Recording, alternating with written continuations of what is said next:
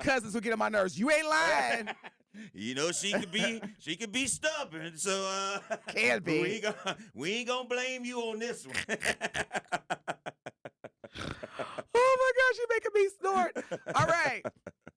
Speaking of Diddy, we got some updates for you. And regardless of how I feel about, that's what I was gonna say. This is what hurts the most, Telly. Diddy was like the soundtrack of us growing up. Like, think about the 90s. A lot of it, yes. 90s, early 2000s, every hit song was either written by Diddy, produced by Diddy, performed by Diddy. I mean, think about it. Yeah, and it wasn't just rappers. No. It was, Faith R&B Evans. groups and Total. 112. Everybody that was with Bad Boy. Man. But not even, he worked with other artists that weren't with Bad Boy. Like, yeah. And you know what hurts is that, depending on where you are, the greatest now, it's like, depending on where you are, you play Michael Jackson. All right? Depending on where you are, you play R. Kelly. All right? Which, by the way, I'm going to tell you right now, R. Kelly don't get no play. No play in any, what do you call it, streaming device that I have. Zero. And now I'm like, we ain't going to have nobody left. You try to watch The Cosby Show. Damn. Can't do that. Like, I go to YouTube to try to find a full episode of The Cosby Show. It's like, what do we have left? Yeah. And it truly is just a repeat of history. And we've been saying this since we started this show. If you don't learn your history, it's bound to repeat itself. Man. And some of the same things that that were going on back in the 60s and 70s are going on now. And that is whenever there is a black leader or someone that the masses want to follow or they become a hero, somehow, some way, people try to find a way to knock them off their pedestal, regardless of who it is. You think about all the biggest athletes, Michael Jordan at his height. Then it was the whole gambling thing, and then his father was murdered. And then there was always all this speculation around that. Bill Cosby's son was murdered. Yes. Remember he was murdered? Bill Cosby's son was murdered. Dr. Dre's brother was murdered. Who else? Yeah, see, look, yeah, And then yeah, when you look at someone like Kobe. Kobe was on top of the world, never made a mistake, and there's the golden child, and then boom, he gets a rape case. Tried to tarnish his image. Tiger Woods, probably the most recognizable athlete living right now. You could go anywhere in the world and people know who Tiger Woods is. And then his downfall. So everybody that gets to that highest peak, it seems like there's some way, somehow, it is found, they have found a way to tear them off or knock them down, the same people that built them up to get to that peak. So you're right. We are running out of heroes. We're running out of our favorite, musicians and actors and actresses. And because if it's not their passing, it is we're finding out things that are just like, oh, my God, that's so horrific. These are the people that we looked up to. And it is sad. It is sad. It's so sad. It really, really is. Because as much as you dislike R. Kelly could have been our generation's Marvin Gaye. I mean, that's how influential R. Kelly was from I Believe I Can Fly and all of those inspirational songs. Now, look, I'm like, wait. No, I'm just you saying. gonna pick one good song? Like, think about. No. I mean, I get that he's made a lot of different songs. I mean, I know, Young and You're Ready and all that stuff. Yes, we do know that. But I'm just saying from an artist standpoint, at one point before all of this stuff came out, R. Kelly was that dude. He was that dude. Regardless I'm listening. Yeah, but again, it is always, I mean, back to your original point, it does seem like a lot of our heroes, a lot of the people, our iconic figures. I'm okay with you saying that because becoming not so iconic anymore. I'm not going to describe any of those people as a hero because again, the black. I said some people. Well, what I'm saying is that black folks, again, we in our community, it has to be an entertainer or it has to be an athlete or Dr. King when we talk about heroes. And I'm like, there are a lot of more people. And see, and that's why non-black people, they're like, oh, they're one of the good ones. But they always got to be either an athlete or an entertainer. There's a lot more, like, heroes to me are like Congressman John Lewis. That's a hero. Yeah. That's somebody who went out in the trenches. We got a caller? Okay. Who went out in the trenches. I want to make sure. Of course. Good morning, Al. You are live with DT&Telly. We've talked about so many things, Al, so I can't wait to hear what's your question or comment. Well, what I was going to say when we talk about these people that's so-called being brung down, they're brung down because they're trying to fit an image to society. But when you come to society and say, I'm me, I'm going to do me, whether you like it or not, you automatically takes the power away. But when you try to fit up to society expectation, then that's when they can bring you down. Prime example, let's say I was a political figure, and if I said I'm a drink, I'm a fornicate, I'm going to be a hoe, I'm going to do everything I want to do, ain't nothing you can tell me about it, I'm going to continue to live as you should live. They can't tarnish me because I told you from the front who I am. So that's why when it comes to these black people, they bring them down. That's because they try to fit what society like. Don't fit what society like. Fit what you like. So if it comes out and they say, well, your marriage failed. Yes, it did. Let me tell you about the other two before that one. You take the power automatically away. So when you continue to live your life as you should while everybody else do, then they can't bring you down because you made it from the forefront who you are. That's why everything goes from sugar to sugar, honey, iced tea. With all these, like, politicians, these so-called basketball players, because society put them on a certain level and a certain expectation. I don't want no expectations from none of them except you be yourself, because when you be yourself, people respect you even more. But when you try to be society, that's when they slam the door in your face. And then they take you from sugar to sugar, honey, iced tea. You have yourself a good day, and we'll always wear that raincoat. Okay, goodbye. Thank you, Al. Thank you so much. Wishing you a great happy Friday Eve as well. Good morning, Tasha. You are live with DT&Telly. What is your question or comment? Good morning, DT. Good morning, Telly. Al cracks me up. I hear him on everybody's show. He just cracks me up. But we're gonna start charging Al. Yeah, I love him. He cracks me up. He just gets straight to it.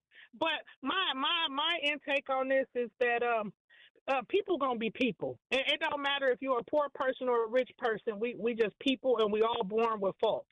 And people seem to think when people put in front of the public eye, they're held to this greatest expectation, but they don't have a shield or nothing. They still people. They human. They gonna make mistakes. And with those celebrities, I feel like they got so much money, like they just don't have nothing else better to do. I think all of them sick.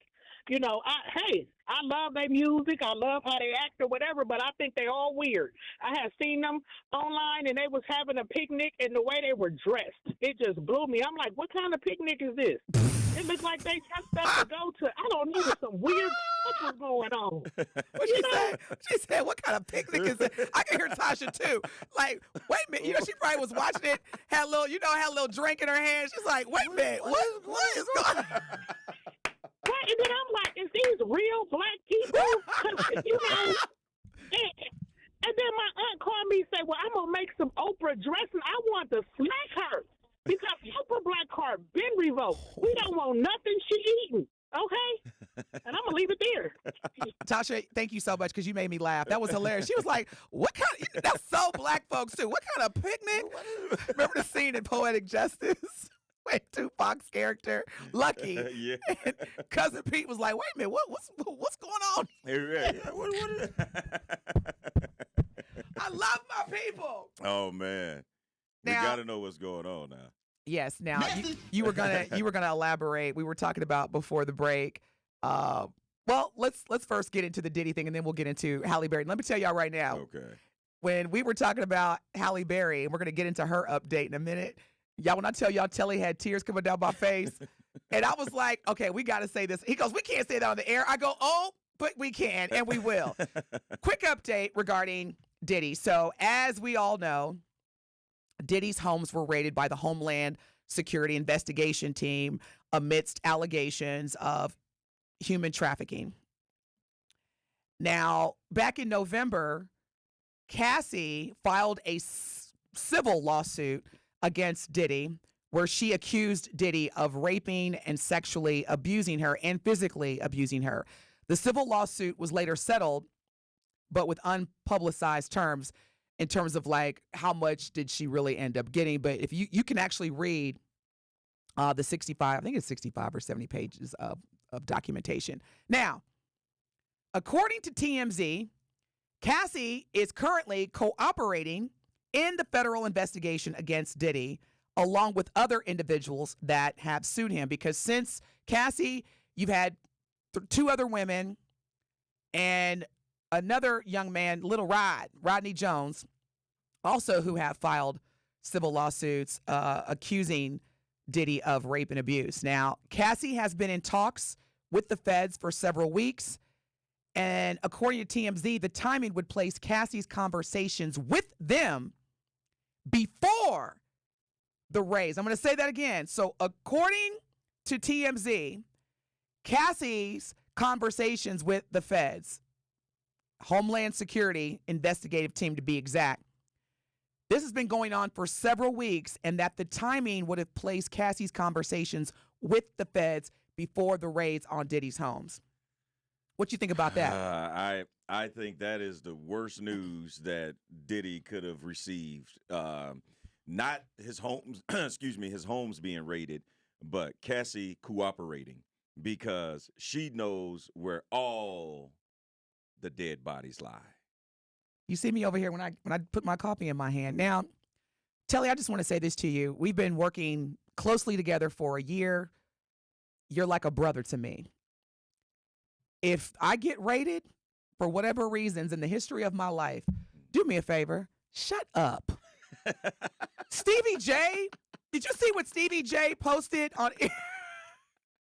Just do me a favor, shut up. Just shut up. Did you see what Stevie J posted yesterday? Look, I've seen several posts from him, and I just think this is his way of getting attention, some spotlight. Because, like, why all of a sudden, like, y'all cool now, or you? Yeah, I want to be there for him, and El Chapo and Saddam Hussein and Osama bin Laden didn't even get this type of force. And I'm like, yes, say all the names of like the major terrorists and terrorist group that the U.S. is still investigating. Stevie J, yeah. So before we get into what Stevie J did, because here's the thing, we're going to give you all the truth on both sides.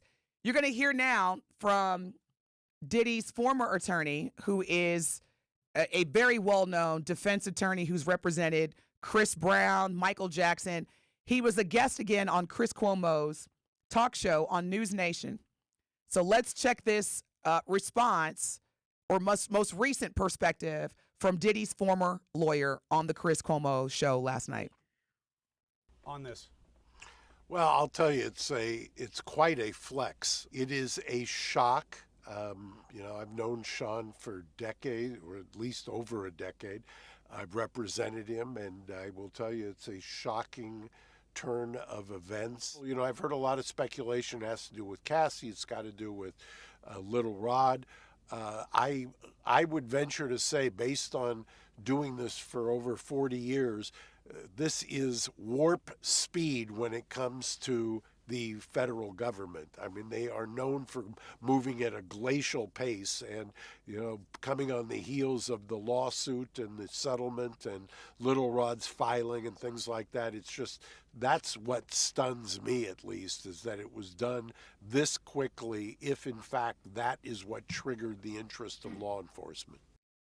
Mark, Well, where is I your mean, shock we all column? know it's because he's black. I mean, I'm not saying that to be funny. This is definitely a racially profiled delivery. Because, I mean, the way they handled his sons, yeah, I'm not discounting that. That definitely was an attempt to expose a black man, powerful, wealthy, influential. And when that brother tells you can't stop, won't stop, he ain't told a lie.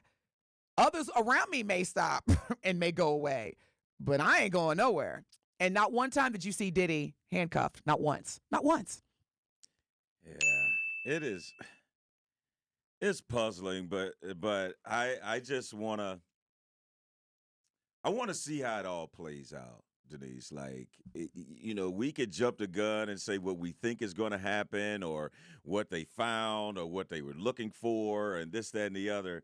But it'll all come out. And I'm thinking at some point, Diddy will end up in somebody's handcuffs. Oh, absolutely. I agree with you. And I don't wish that on any black man, especially one, again, that has had such a influence on black culture.